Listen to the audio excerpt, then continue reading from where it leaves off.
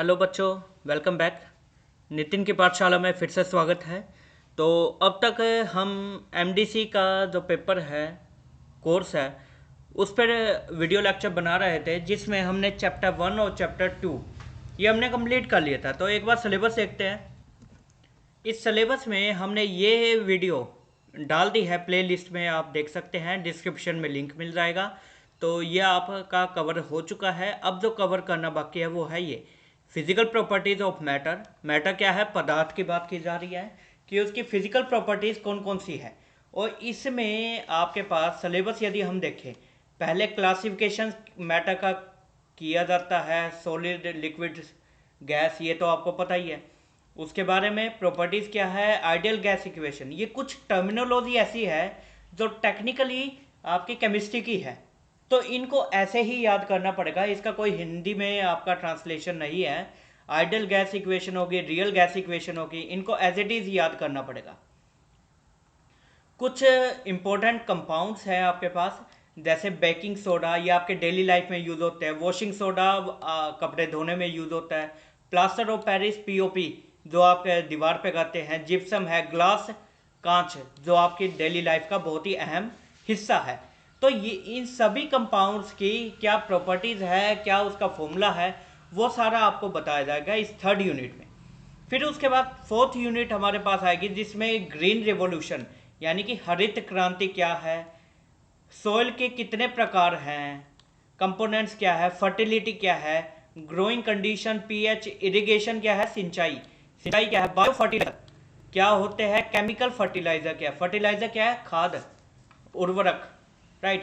तो जो उर्वरक, जैव उर्वरक है, उनको बायो फर्टिलाइजर, और जो कि आपके रसायन उर्वरक है उनको हम केमिकल फर्टिलाइजर कहते हैं। उनका यूज क्या है। और लास्ट में एसिड रेन यानी कि अम्लीय वर्षा क्या होती है। तो ये सब आपने ईवीएस वगैरह में भी पढ़ा होगा। तो उसके बाद उसका थोड़ा सा हिंट आपको यहाँ दिया जाएगा इस थर्ड यूनिट और फोर्थ यूनिट में। आई होप आपको क्लियर है। तो अब हम स्टार्ट करते हैं बच्चों थर्ड चैप्टर। थर्ड चैप्टर हमारे पास है फिजिकल प्रॉपर्टीज ऑफ मैटर। पदार्थ की आपकी भौतिक विशेषता या गुण क्या है, उनके बारे में पहले हम देखते हैं कि पदार्थ कितने प्रकार के होते हैं, होता क्या पदार्थ। ठीक है। Definition of matter, matter is anything that occupies space and has a mass. यानी कि कोई भी चीज, कोई भी वस्तु जो कि स्पेस ऑक्यूपाई कर रही है, कुछ ना कुछ उसका स्पेस है, साथ ही में उसका कुछ ना कुछ वजन भी है, मास भी है। एग्जाम्पल के तौर पे आपके डेली लाइफ में लेट्स सपोज आपके सामने चेयर पड़ी है, तो आपको पता है कि चेयर है, ये कुछ ना कुछ स्पेस में अपनी पोजीशन तो ले रही है, साथ ही में उसका कुछ वजन भी है, राइट। तो वो क्या हो गया, दैट इज द मैटर। किसका एग्जाम्पल है? ठोस पदार्थ का, सॉलिड मैटर का। ठीक है। It consist of particles, atom, ion, molecules which exist in different physical state based on the arrangement and behaviour of the particles. तो आपको याद करने के लिए यदि कोई डेफिनेशन है तो ये सिंपल डेफिनेशन लिख दीजिए, ये भी इनफ है आपके पॉइंट स्कोर करने के लिए एग्जाम में। ठीक है। तो मैटर क्या है ये।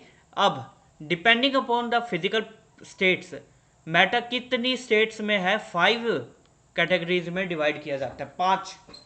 ठीक है। पहली क्या है आपका सॉलिड, जिसको हम कहते हैं ठोस। ठीक है। फिर आपके पास आता है लिक्विड, तरल, और फिर आपके पास आता है गैस, गैसियस। ठीक है। ये 3 आपके बहुत ही कॉमन आपके जो हैं वो है आपके पदार्थ के प्रकार। तो पहले प्रकार में क्या है, देखिए आप वैसे तो जानते ही होंगे तीनों के बीच का डिफरेंस, पर फिर भी कोशिश करते हैं। देखिए ठोस के केस में आपकी शेप भी फिक्स रहेगी, वॉल्यूम भी, आयतन आपका फिक्स रहेगा। Particles are tightly packed in regular arrangement.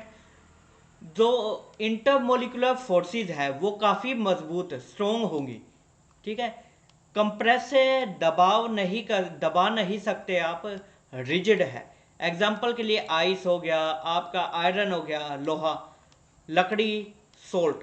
So all of them are examples of the solid state. Next आपके पास आते हैं लिक्विड, डिफरेंस आएगा। ठीक है। तरल के केस में क्या है, वॉल्यूम फिक्स है बट कोई शेप नहीं है। उदाहरण के लिए आप एक, मान लीजिए आपके पास 1 लीटर पानी है, उस 1 लीटर पानी को आप जिस बोतल में रखेंगे, बोतल की जैसी भी शेप होगी उसकी शेप उसी हिसाब से बदल जाएगी पानी की भी, राइट। तो कोई फिक्स शेप नहीं है लेकिन वॉल्यूम फिक्स हो सकता है, right. So takes the shape of the container, जिस कंटेनर में डालोगे उस कंटेनर की शेप ले लेगा। एग्जाम्पल के लिए आपका कंटेनर मान लो ट्रायंगल शेप का है, तो पानी की कैसी शेप होगी, ट्रायंगल। यदि वो चकोर है तो चकोर बन जाएगी, ठीक है। और यदि वो गोल है, सर्कुलर है, तो सर्कुलर शेप बन जाएगी, लेकिन वॉल्यूम सेम है तीनों का, ठीक है। तो ये है आपका लिक्विड। पार्टिकल्स लूजली अरेंज है, इसमें टाइटली अरेंज थे। थोड़ा सा इसको कंप्रेसिबल है, दब सकता है, फ्लो करता है। एग्जाम्पल्स आपके वाटर है, ऑयल है, alcohol, mercury, all of them are the examples of the liquid state, right. Next state देखते हैं, गैस। अब गैस के केस में क्या है, ना तो वो शेप फिक्स है ना ही वॉल्यूम, राइट। तो इसको आप एक 5 ml के कंटेनर में भी डाल सकते हो उतनी क्वांटिटी को, और आप 500 ml के वाटर कंटेनर में भी डाल सकते हो गैस को, ठीक है। तो कोई फिक्स ना तो शेप है ना वॉल्यूम है। पार्टिकल्स काफ़ी दूर दूर है, काफ़ी वीक इसकी इंटरमोलिकुलर फोर्सेस हैं, हाईली कंप्रेसिबल, काफ़ी दबाया जा सकता है इनको। उदाहरण ऑक्सीजन, नाइट्रोजन, कार्बन डाइऑक्साइड, सभी के सभी आपके पास उदाहरण है किसके, गैसियस स्टेट का, ठीक है। तो 3 स्टेट होगी हमारी। नेक्स्ट आपके पास आती है स्टेट प्लाज्मा स्टेट। ये काफ़ी, ये लगा लीजिए नॉर्मल नहीं है। तो जब काफ़ी ज़्यादा हम हीट कर देते हैं किसी भी मैटर को, superheated and ionised gas consisting of free electrons and, gas ली उसको सुपर हीट कर दिया आपने, तो आयोनाइजेशन हो गया, जिसकी वजह से इलेक्ट्रॉन्स और आयंस फ्रीली मूव कर पा रहे हैं। तो इस स्टेट को हम कहते हैं प्लाज्मा की स्टेट। कब होती है, काफ़ी हाई तापमान पे, उच्च तापमान पे इसका प्लाज्मा स्टेट में एग्जिस्ट करता है मैटर। इलेक्ट्रिसिटी कंडक्ट करता है। एग्जाम्पल क्या है, जैसे बिजली का, स्टार्स का, neon signs, all of them are examples of plasma state, ठीक है। 4 होगी। अब 5वीं, ये स्टेट आपने सुनी होगी, चैप्टर 1 में हमने डॉक्टर एस.एन. बोस का पढ़ा था, जिसमें उनकी खासियत क्या थी कि बोसोन पार्टिकल उनके नाम पे रखा गया था, रिनाउंड साइंटिस्ट के चैप्टर में, एस.एन. बोस। आप वीडियो में जाकर देख लेना। तो वहाँ पे एक पॉइंट क्या था कि बोस, एस.एन. बोस का नाम इसलिए लिया जाता है क्योंकि उन्होंने बोस आइंस्टीन कंडेंसेट भी बनाया था। ये प्रपोज किया था कि मैटर की बोस आइंस्टीन कंडेंसेट स्टेट भी होती है, ठीक है। So discovered in 1995 by this one. Bose का नाम इसलिए ही है क्योंकि एस.एन. बोस के बेस पे, राइट। काफ़ी लो टेम्परेचर पे, तापमान काफ़ी कम, नियर एब्सोल्यूट जीरो के आसपास, तो काफ़ी कम तापमान पे ये जो पदार्थ है वो इस फॉर्म में एग्जिस्ट करेगा। एटम्स लूज देयर इंडिविजुअलिटी, ठीक है, and behave as a single quantum entity. Example क्या है, सुपर कंडक्टर, ये वर्ड सुना होगा आपने।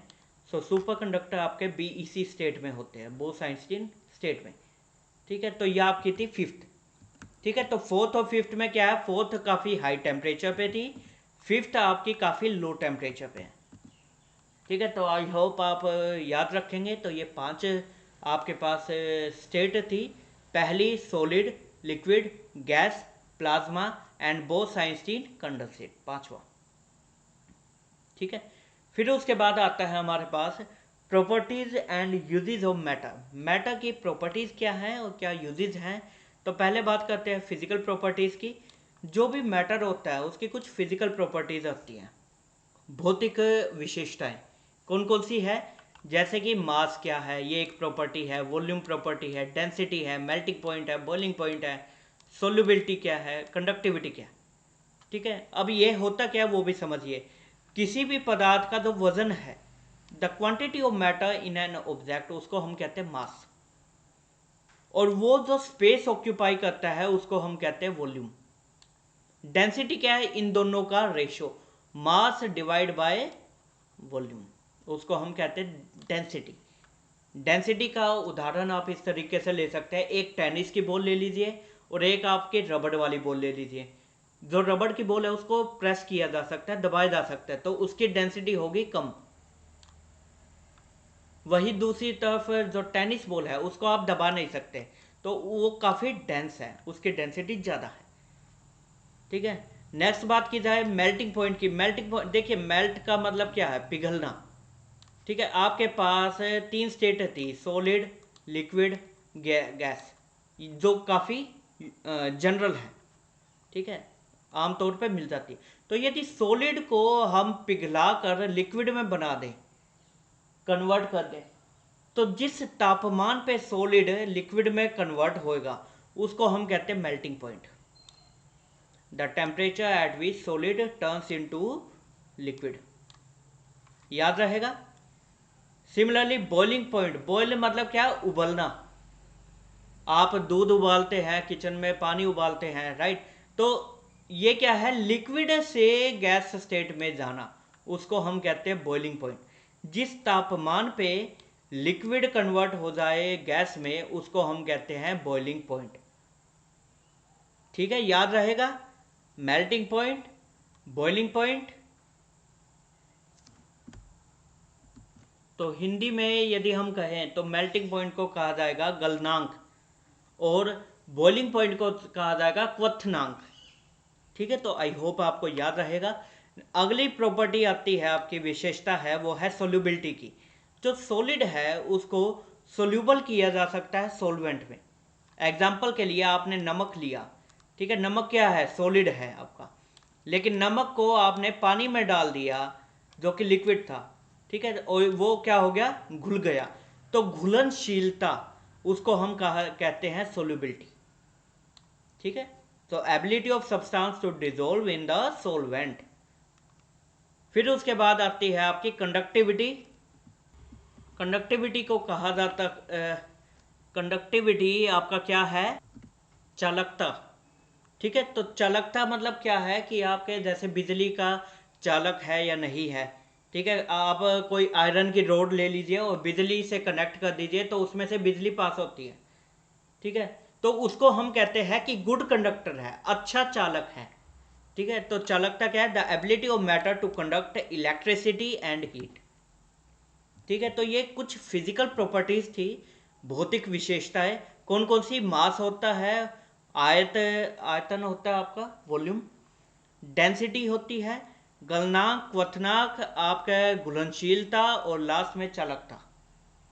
आगे देखते हैं केमिकल प्रॉपर्टीज ऑफ मैटर, कि जो पदार्थ होता है उसकी कुछ रासायनिक विशेषताएं भी होती हैं। तो उनके केस में क्या है, जैसे रिएक्टिविटी है। रिएक्टिविटी का मतलब क्या है कि कितना इजीली कोई भी पदार्थ रिएक्ट कर सकता है दूसरे पदार्थों के साथ। ठीक है, आपके पास पदार्थ है एक, दूसरा पदार्थ है, दोनों मिलके कोई नया पदार्थ बना दे, तो इस प्रोसेस को कहा जाता है रिएक्टिविटी। तो केमिकल प्रॉपर्टीज क्या है, रिएक्टिविटी। नेक्स्ट कंबस्टिबिलिटी। कंबस्टिबिलिटी क्या है, आप पेट्रोल यूज करते हैं फ्यूल जाने के लिए, व्हीकल में, बाइक पे, मोटर्स पे, राइट। तो फ्यूल में क्या है कि आपने पेट्रोल है, पेट्रोल को ऑक्सीजन की प्रेजेंस में इग्नाइट किया, गर्म किया, और आपके पास क्या मिलता है, CO2 और वाटर, और आपको ऊर्जा मिलती है। उस ऊर्जा से आपका व्हीकल चलता है। तो किसी भी पदार्थ का जलने को, उसको जलाकर हम एनर्जी पा सकते हैं, तो इस विशेषता को कहा जाता है combustibility, ability to catch the fire and burn, right.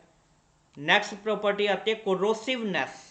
कोरोसिवनेस क्या है, आप आयरन का जंग लगता है, ठीक है, उससे क्या होता है कि आयरन की जो स्ट्रेंथ है, मजबूती है, वो घट जाती है जंग लगने से। तो इस प्रोसेस को कहते हैं कोरोसिवनेस, कोरोजन, राइट, और प्रॉपर्टी को कहते हैं कोरोसिवनेस। ठीक है, तो कोरोसिवनेस को हिंदी में कह देते हैं हम क्षयकारिता, राइट। तो एबिलिटी टू डिग्रेड, क्षय होना, खत्म होना, और रिएक्ट विद एनवायरमेंटल सब्सटेंसेस, जैसे रस्टिंग यानी जंग लगना, किसका, आयरन का, वो भी एक उदाहरण है आपका क्षयकारिता का। ठीक है, तो ये आपका रिएक्टिविटी होगी, कंबस्टिबिलिटी, कोरोसिवनेस, और लास्ट में आपके पास आता है स्टेबिलिटी। स्टेबिलिटी का मतलब है कितना आपका स्टेबल है मॉलिक्यूल, पदार्थ कितना स्टेबल है। तो tendency of substance to resist any change, इन सभी में क्या हो रहा है, चेंज आ रहा है। तो उस चेंज को रोकने के लिए जो पदार्थ है वो मान लो रोकता है, तो उसको कहा जाता है स्टेबिलिटी। उस टेंडेंसी को हम कहते हैं स्टेबिलिटी। ठीक है, तो ये कुछ उदाहरण है, पर आपको ये क्योंकि टेक्निकल टर्म्स है तो आपको ऐसे ही यूज करनी पड़ेगी एग्जाम में। फिर उसके बाद है use of matter based on property. Properties के बेस पे भी हम मैटर्स को कहाँ कहाँ यूज कर सकते हैं वो बताया गया। जैसे सॉलिड है, कहाँ यूज किया जा सकता है सॉलिड, कंस्ट्रक्शन में, मैन्युफैक्चरिंग में, टूल्स में। Liquid as a solvent, fuel, chemicals. Gases कहाँ होती है, रेस्पिरेशन में, फ्यूल कंबशन में, रेफ्रिजरेशन, फ्रीज में। ठीक है, प्लाज्मा कहाँ यूज होता है आपका, प्लाज्मा टीवीज आते हैं न्यूक्लियर फ्यूजन रिसर्च में, जहाँ पे काफ़ी उच्च तापमान चाहिए होता है। बीईसी कहाँ होता है, क्वांटम एक्सपेरिमेंट्स में, मेजरमेंट डिवाइसेस में। ठीक है, तो ये बताया गया है कि कौन सी स्टेट कहाँ कहाँ यूज की जाती है। नेक्स्ट आपके पास टॉपिक आता है गैस लॉज का। देखिए, मैंने आपको कहा था शुरुआत में वीडियो में कि कुछ टॉपिक्स ऐसे हैं जो कि टेक्निकल टर्म्स हैं, आपको एज इट इज़ यूज़ करनी पड़ेगी। ठीक है, तो ये केमिस्ट्री की कुछ टेक्निकल टर्म्स हैं, उनको ऐसे ही यूज़ करना पड़ेगा आपको एग्ज़ाम में। तो पहले हम देखते हैं, देखिए गैस लॉज क्या है, कुछ नियम है जो कि किसी भी गैस पे अप्लाई होते हैं, लागू होते हैं। ठीक है, तो पहले हम देखते हैं आइडियल गैस इक्वेशन।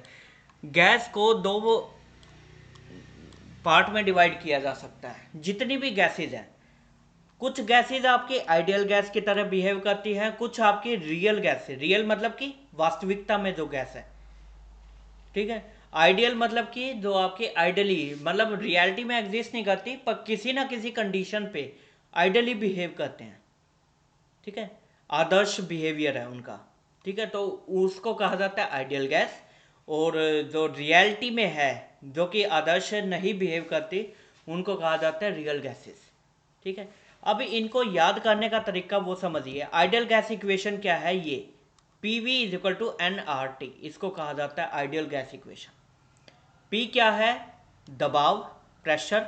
वी क्या है, आयतन, वॉल्यूम। एन क्या है, नंबर ऑफ मोल्स, कितने मोल्स है, क्वांटिटी कितनी है गैस की। आर आपका कांस्टेंट है, universal gas constant, as it is use करना पड़ेगा आपको। और टी क्या है, टेम्परेचर, ये आप देख सकते हैं temperature. So ideal gas equation क्या है, it describes the relationship between the pressure, volume and temperature and number of moles of the gas. किसी भी गैस के pressure, volume, temperature and number of moles के बीच में जो रिलेशन है उसको हम कहते हैं ideal gas equation. P V is equal to n R T. काफ़ी सिंपल है, आसान है, याद करने लायक है। नेक्स्ट क्या है, रियल गैस इक्वेशन, जिसमें वॉन्डरवाल्स इक्वेशन भी कहा जाता है इसको, और वॉन्डरवाल कांस्टेंट भी आएंगे। इसमें क्या है, रियल गैसेज है वो डेविएट करती है from ideal gas behaviour due to intermolecular forces and volume of gas particles. ठीक है, तो यहाँ पे P V equal to n R T था। आपने बस ये करना है, एक फैक्टर पी में ऐड करना है और वी से घटाना है। ठीक है, so P plus A V square, ये क्या है, ये फैक्टर है ए अपॉन वी स्क्वेयर, और वी में से घटाना क्या है, बी फैक्टर। तो एक फैक्टर ऐड किया, एक फैक्टर घटा दिया, और एनआरटी एज इट इज है, याद हो जाएगा। ए क्या है, correction factor for the intermolecular forces, मैंने बताया था ना, ये दो रीजन है, इंटरमोलिकुलर फोर्सेस। और बी के लिए क्या है, बी क्या है, वॉल्यूम ऑफ गैस के लिए correction factor for volume of gas molecules. ठीक है, तो ये आपकी है रियल गैस इक्वेशन, ये थी आइडियल गैस इक्वेशन। अब आते हैं हम कुछ कंपाउंड्स के बारे में जो आपकी डेली लाइफ में यूज होते हैं। जैसे बेकिंग सोडा है, जिसको कहा जाता है, नाम क्या है टर्मिनोलॉजी में, sodium bicarbonate. Formula NaHCO3। Sodium by किस लिए यूज होता है, हाइड्रोजन के लिए कुछ केसेस में, और कार्बोनेट ये CO3। Sodium bicarbonate. Baking soda है, physical properties white crystalline powder है, वाटर में सोल्यूबल है, वीकली एल्कलाइन है और reacts with acid to form the carbon dioxide. Acid से जब रिएक्ट करवाते हैं इसको तो CO2 गैस निकलती है। ठीक है, यूजेस क्या है, कहाँ यूज होता है, एज एंटासिड। एसिडिटी होगी पेट में तो एंटासिड यूज करते हो ना आप। ठीक है, तो कुछ जैसे वहाँ पे आपके रिलैक्स मिलता है, तो वही सेम केस है कि एसिड के साथ रिएक्ट करके इनो वगैरह लेते हैं, बबल्स बनते हैं ना, वो CO2 के हैं बबल्स आपके। ठीक है, ऐसे ही वॉशिंग सोडा जिसको कहा जाता है सोडियम कार्बोनेट, बाई नहीं है यहाँ पे तो हाइड्रोजन को निकाल दो, तो Na2CO3 वैलेंसी पूरी करनी है, इसलिए सोडियम 2 आए हैं। ठीक है, वो अलग बात है, आपको वो सीखने की जरूरत नहीं है, केवल इतना समझ लीजिए कि सोडियम कार्बोनेट का फॉर्मूला क्या है, Na2CO3.10H2। ये वाटर ऑफ क्रिस्टलाइजेशन है आपके 10, यानी एक मॉलिक्यूल के साथ 10 वाटर मॉलिक्यूल जुड़े हुए हैं। राइट, वॉशिंग सोडा है, वाइट है, सोल्यूबल इन वाटर है, एल्कलाइन नेचर का है और रिमूव्स करता है किसको, ग्रीस और ऑयल्स को। कहाँ यूज किया जाता है, वाटर सॉफ्टनर के तौर पे, manufacturing of glass, soaps, detergent इन, और क्लीनिंग एजेंट के तौर पे यूज किया जाता है इंडस्ट्रीज में। ठीक है, तो आई होप आप समझ गए हैं वॉशिंग सोडा क्या यूज है, बेकिंग सोडा क्या है। नेक्स्ट देखते हैं POP के बारे में, कैल्शियम सल्फेट हेमीहाइड्रेट। देखिए, हेमी का मतलब क्या है, हाफ, एक से भी कम, आधा। हाइड्रेट क्या होता है, वाटर की बात की जा रही है, H2O। ठीक है, तो आई होप यहाँ से याद कर सके। कैल्शियम का क्या है, Ca, sulphate SO4, calcium sulphate hemihydrate, plaster of Paris. White powder है, sets into hard mass when mixed with water, water के साथ मिक्स करने पे हार्ड मास बन जाता है। एक्सोथर्मिक रिएक्शन है on reaction with the water, water में सोल्यूबल करने के लिए आप डालेंगे तो एक्सोथर्मिक रिएक्शन यानी कि गर्माहट वाली रिएक्शन होगी, आपको गर्म लगेगा कंटेनर, तो वाटर को एब्जॉर्ब करके जिप्सम में कन्वर्ट हो जाता है। जिप्सम क्या है आपका, ये रहा calcium sulphate dihydrate. Di denote करता है किसको, दो को, हाइड्रेट क्या है, वाटर। सो दो वाटर के मॉलिक्यूल, यहाँ पे कितने थे, हाफ। ठीक है, तो पानी में आपने ऐड कर दिया POP को तो जिप्सम बन जाएगा। इसकी प्रॉपर्टी क्या है, वाइट क्रिस्टलाइन सॉलिड है, स्लाइटली सोल्यूबल है, गर्म करने पे वापस POP में कन्वर्ट हो जाता है। यूजेस क्या है, सीमेंट मैन्युफैक्चरिंग में, सॉइल क्वालिटी के लिए और प्लास्टर बोर्ड मैन्युफैक्चरिंग के लिए। और POP कहाँ यूज होता था आपका, स्कल्पचर यानी कि जो आपकी मूर्तियाँ हैं, मूर्ति वगैरह बनाने में, वॉल की प्लास्टर में, लिपा पुताई में, वहाँ यूज किया जाता है POP को। नेक्स्ट आपके पास आता है ग्लास, जो बहुत ही इंपॉर्टेंट है आपका कंपाउंड, लास्ट कंपाउंड है ग्लास। किससे बनता है, सिलिका से। सिलिका क्या है, SiO2, where Si is the silicon, तत्व का नाम क्या है, सिलिकॉन, और ऑक्सीजन आपको पता ही है O। ठीक है, तो सिलिका से आपका ग्लास बनता है। फिजिकल प्रॉपर्टीज की बात करें तो कैसा है कांच आपका, हार्ड होता है, ट्रांसपेरेंट है, ब्रिटल है। ब्रिटल का मतलब क्या है, यदि थोड़ा सा भी दबाव ज़्यादा पड़ा तो क्रैक हो जाएगा। केमिकल प्रॉपर्टीज की बात करें, इनर्ट है यानी कि रिएक्ट नहीं करता, नॉन रिएक्टिव है। कितने प्रकार के होते हैं, वैसे तो कई प्रकार के हैं, पर generally soda lime glass, borosilicate glass और फाइबर ग्लास। कहाँ का यूज होता है, सोडा लाइम बोटल्स में, विंडोज में, आप कोल्ड ड्रिंक की बोटल्स यूज करते हैं तो वहाँ सोडा लाइम ग्लास यूज होता है। हीट रेजिस्टेंट है, use in cookware and lab equipment. Chemistry की लैब में बिकस वगैरह आपने देखे हों तो वो क्या है, बोरोसिलिकेट ग्लास के बने होते हैं।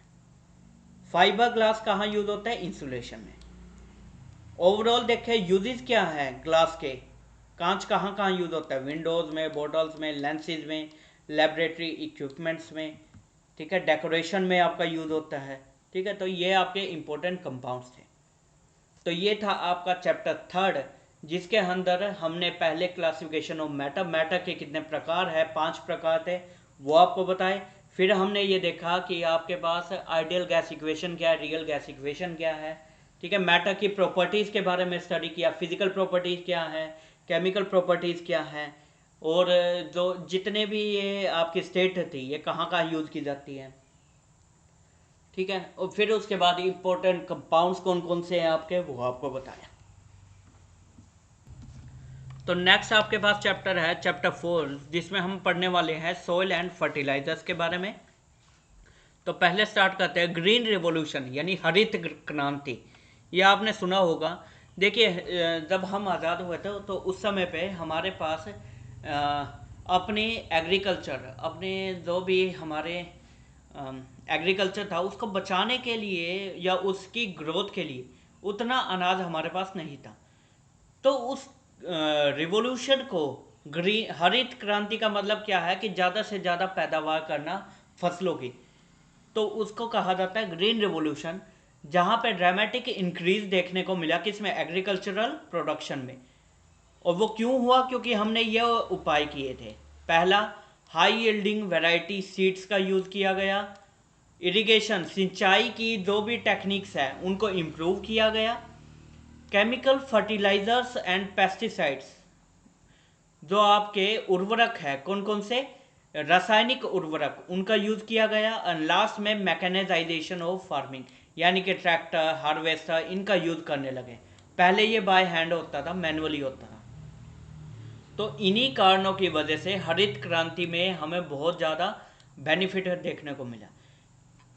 क्या क्या विशेषताएं थी हरित क्रांति की। पहली, क्रॉप, फसल का प्रोडक्शन वो बढ़ गया, इंक्रीज क्रॉप प्रोडक्शन। सिंचाई के लिए बदलाव जो थे उनके में इम्प्रूवमेंट आई, improvement in irrigation system.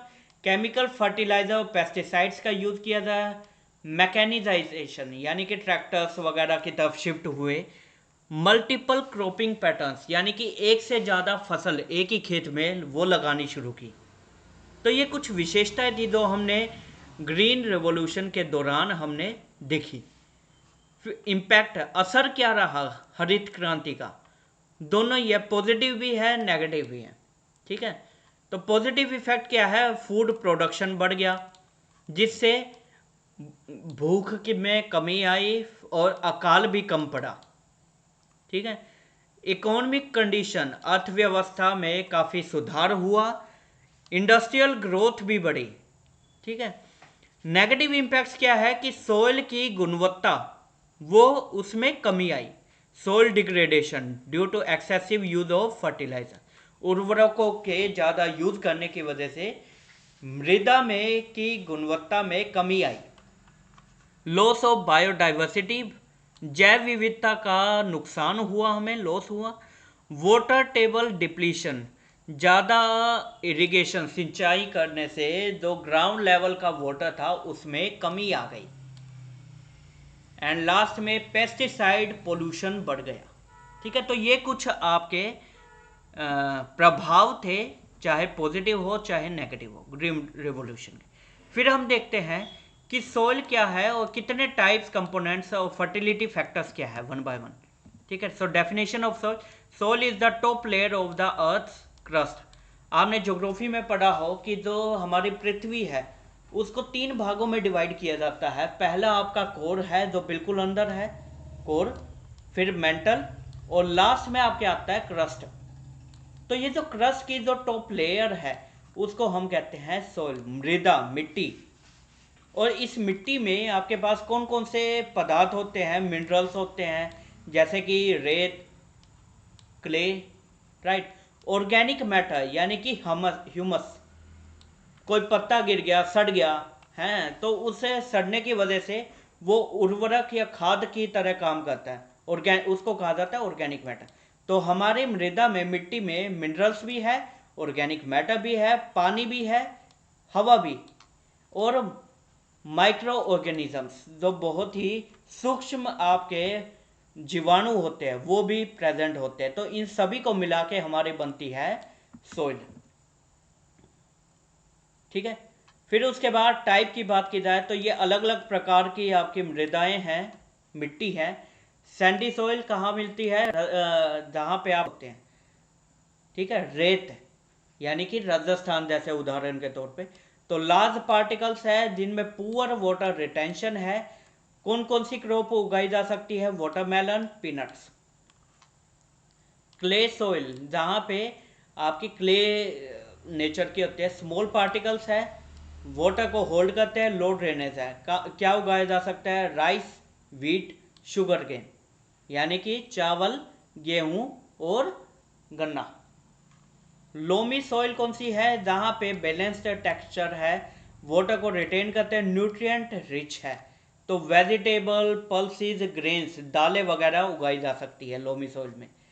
Silty soil, यानी कि जहाँ पे स्मूथ टेक्सचर है और मॉडरेट फर्टिलिटी है, यहाँ पे फ्रूट्स, वेजिटेबल भी उगाए जा सकते हैं। फिर उसके बाद आते हैं पिटी सॉइल्स, जहाँ पे ऑर्गेनिक मैटर काफ़ी ज़्यादा है इस सॉइल में, मॉइस्चर को रिटेन करते हैं। तो यहाँ पे रूट क्रॉप्स और लीफी ग्रीन्स उगाए जा सकते हैं।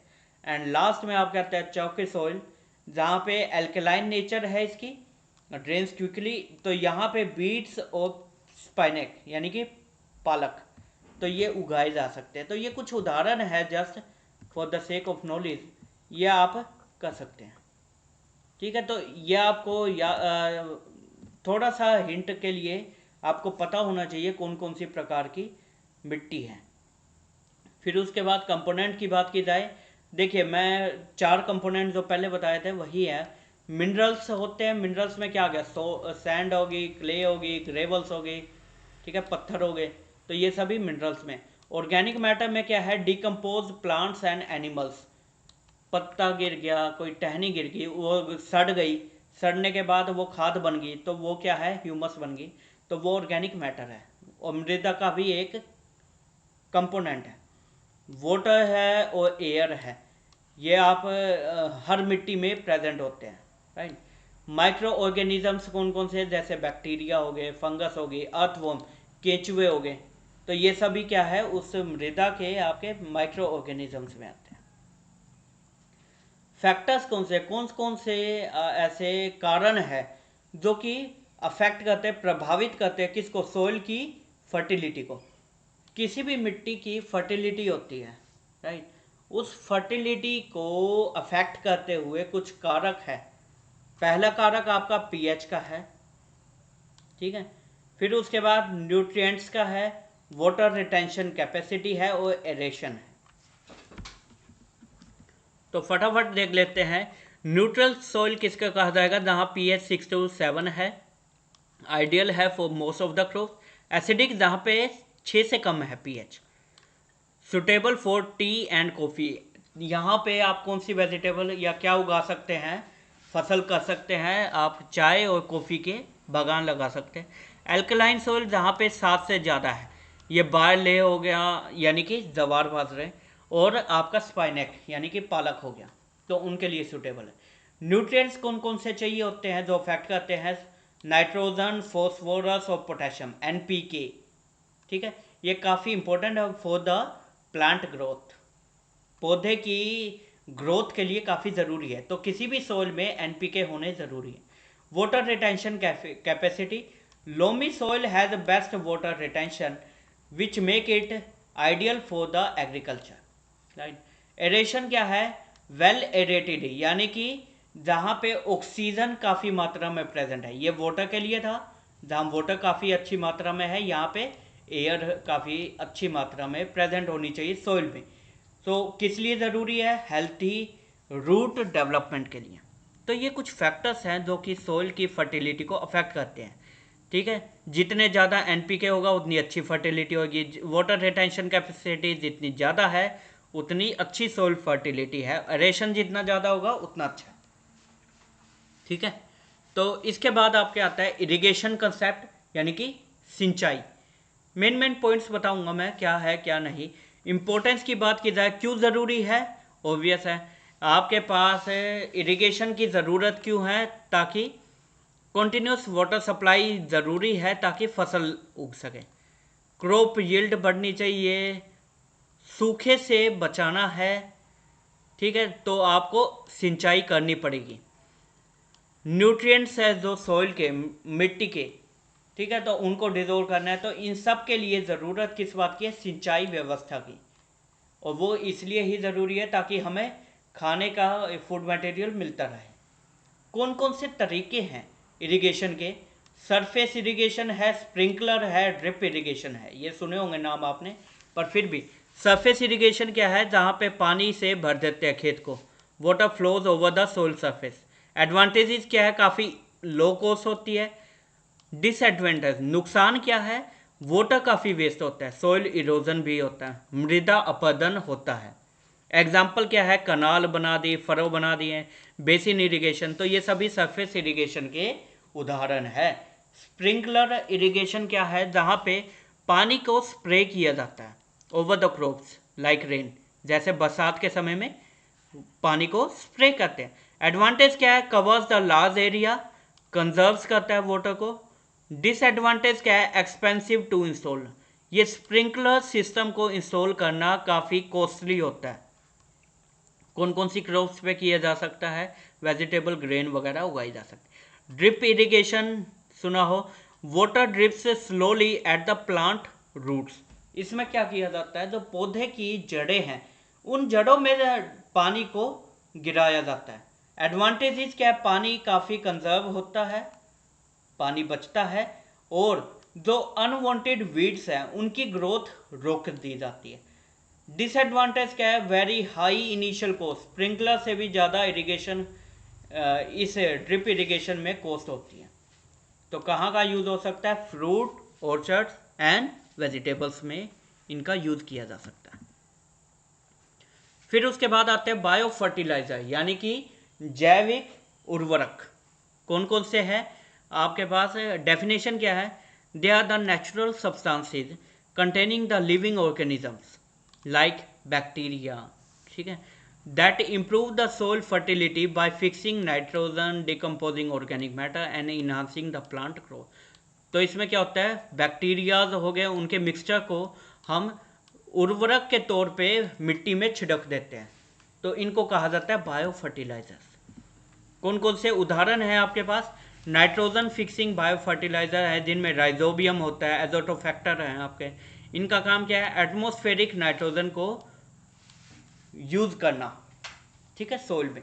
फोस्फोरस सोल्यूबलाइजिंग बायो फर्टिलाइजर्स हैं जिनमें बैसिलस एंड स्यूडोमोनास है, जो कि इनसोल्यूबल फॉस्फोरस को सोल्यूबल फॉर्म में कन्वर्ट कर देते हैं, और मिट्टी में उस फॉस्फोरस को यूज किया जा सकता है पौधों की तरक्की के लिए।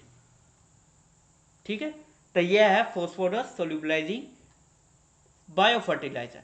फिर आता है आपके पास कंपोस्ट और मैन्योर। आपने ऑर्गेनिक फार्मिंग सुनी होगी, राइट, तो ऑर्गेनिक फार्मिंग में भी आपकी खाद जो है उसके लिए डिकम्पोज्ड ऑर्गेनिक वेस्ट होता है, उसको हम डालते हैं ताकि सोइल की स्ट्रक्चर और न्यूट्रिएंट कंटेंट बढ़े।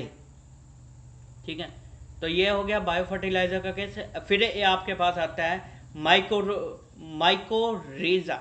ये क्या है, फंगल बायो फर्टिलाइजर, यानी फंगस का यूज किया जाता है बैक्टीरिया की बजाय।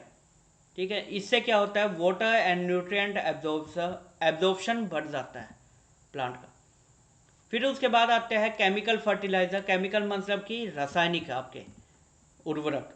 तो they are artificially synthesize compounds containing national essential nutrients NPK which are required for plant growth. Plant की ग्रोथ के लिए जो रिक्वायर्ड है। ठीक है, कौन कौन से उदाहरण है ये आपको लिखने होंगे एग्जाम में यदि पूछा जाता है। नाइट्रोजन फर्टिलाइजर बहुत ही फेमस, यूरिया आपने सुना ही होगा, मोस्ट कॉमनली यूज, ये स्ट्रक्चर है यूरिया की। तो यूरिया हो गया, अमोनियम नाइट्रेट हो गया, they are the nitrogen fertiliser. Phosphorus fertiliser का एग्जांपल क्या है, single super phosphate SSP, DAP, di ammonium phosphate, ये क्या किस लिए यूज होते हैं? रूट डेवलपमेंट को स्टिमुलेट करने के लिए। पोटेशियम फर्टिलाइजर्स कौन कौन से हैं? जैसे कि पोटाश, KCl, पोटेशियम सल्फेट, इनका यूज किया जा सकता है। और ये किस लिए इंपॉर्टेंट है? फ्लावरिंग एंड फ्रूटिंग के लिए। ठीक है, तो ये है केमिकल फर्टिलाइजर के उदाहरण। अब आपके पास लास्ट टॉपिक बचता है, that is the acid rain and it's effects on the soil. अम्लीय वर्षा क्या है और इसका मृदा पे, मिट्टी पे क्या असर है? तो acid rain is caused by the release of sulphur dioxide and nitrogen oxides. जो एटमॉस्फेयर में SO2 और NOx है, नाइट्रोजन ऑक्साइड है, ये क्या करते हैं? SO2 आपका वाटर के साथ मिक्स हो जाता है, ठीक है, और आपको क्या प्रोवाइड करता है? सल्फ्यूरिक एसिड, H2SO4 या H2SO3। ये क्या है? एसिड है, अम्ल है, जो कि नुकसान पहुंचाते हैं। Which they combine with the water vapour to form the acidic precipitation. Effect क्या है? सोइल की एसिडिटी। देखिए, मैंने आपको बताया था pH का कंसेप्ट, कि यदि pH 6 to 7 है तो न्यूट्रल है, लेकिन यदि उस सोइल पर एसिड रेन हुई है हाल फिलहाल में, तो क्या होगा? उसकी pH घट जाएगी, और pH घटने से वहाँ पे वेजिटेबल्स और जो फ्रूट्स है वो नहीं उगेंगे। ठीक है, तो सोइल एसिडिफिकेशन होगा, pH लोअर हो जाएगी, फर्टिलिटी घट जाएगी। ठीक है, न्यूट्रिएंट लीचिंग की बात की जाए, acid rain लीचीज away the essential nutrients, calcium और मैग्नीशियम को सोइल से रिमूव कर देगी। और जब सोइल के पास ये आयंस प्रेजेंट ही नहीं होंगे तो पौधा क्या यूज करेगा इन्हें? ठीक है, तो प्लांट की ग्रोथ को रिड्यूस कर रही है, घटा रही है, कमी ला रही है उसमें। So it altars the microbial activity. Microbial जो बैक्टीरियाज या फंगस थे, जो आपकी मृदा में उर्वरक के तौर पे हमने बायो फर्टिलाइजर के तौर में डाले हुए थे, तो उनको ग्रोथ को रोक देती है। ठीक है, तो जब वो प्रेजेंट ही नहीं होंगे तो खाद के तौर पे आपको कुछ नहीं मिलेगा। ठीक है, इसलिए प्लांट की ग्रोथ को हैम्पर्स यानी कि रोक देना प्लांट को कमज़ोर कर देती है, making them prone to disease, अलग अलग बीमारियों से ग्रस्त कर देती है आपके पौधों को। ठीक है, तो ये था आपका एसिड रेन और इसका असर। तो इसके बाद ये हमारा ये पूरा चैप्टर्स कंप्लीट होता है। तो एक बार सिलेबस देख लेते हैं। तो बच्चों देखिए, इस सिलेबस में ये चारों यूनिट, ये वीडियो मैं पहले डाल चुका था और इसमें हमने ये कंप्लीट कर लिया है। ठीक है, तो डिस्क्रिप्शन में आपको ये लिंक मिल जाएगा इस चैप्टर का भी। तो मेरी तरफ से ये सिलेबस, ये पेपर, कौन सा पेपर था, कोर्स क्या था आपका? ये कोर्स है B23 CHE 204, ये मेरी तरफ से कंप्लीट है। तो ठीक है बच्चों, पढ़ते रहिए, सेहतमंद रहिए। कुछ डाउट और क्वेरी हो, you are most welcome to the comment section, पूछ सकते हैं। जय हिंद, टेक केयर, जय मां भारती।